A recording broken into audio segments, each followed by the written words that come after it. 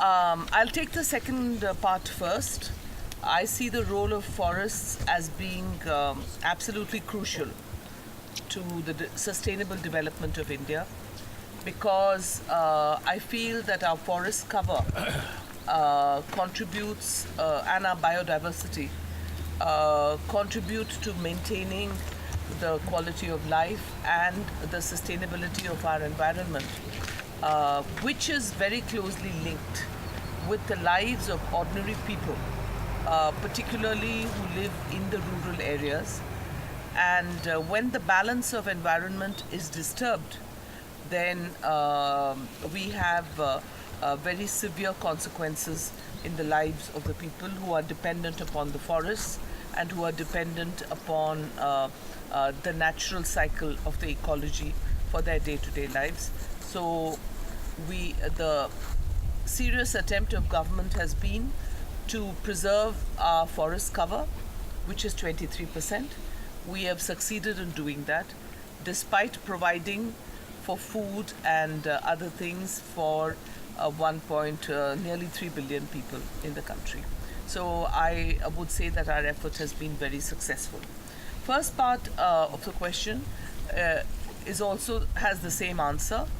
The greatest environment challenge is to maintain our biodiversity, our ecosystem, at the same time as providing for those people who need it the most disadvantaged people in our society, providing essential drinking water, sanitation, and food for the poorest people who live in our country, who number about 300 million, and to maintain our environment. So to balance the two is our greatest challenge.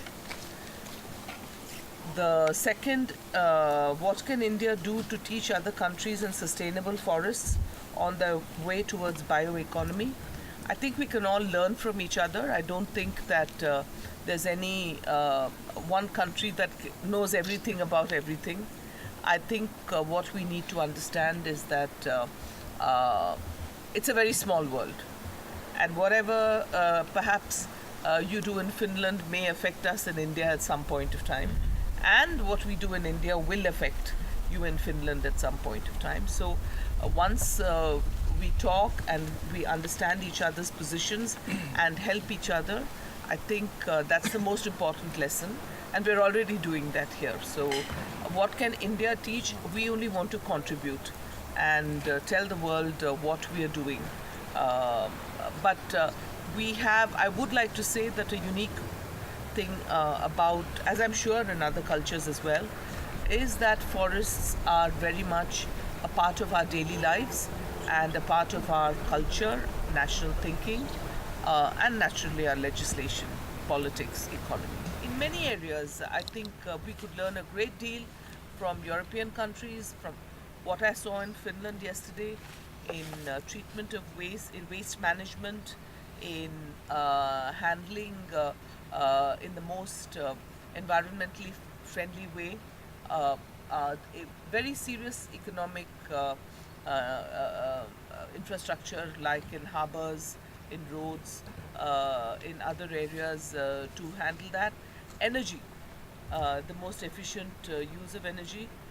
Solar energy, the renewable sources of energy, we would have a great market and a great need to learn how to make it. I have seen the details of how it's become so much cheaper now, the capitalization of solar energy. So renewable energy, we already have wind farms and solar energy. We have a lot of sun in India, but we could learn a great deal in on ways of how to manage that. Was that the last question? How do you describe the Indian bioeconomy policy? Well, I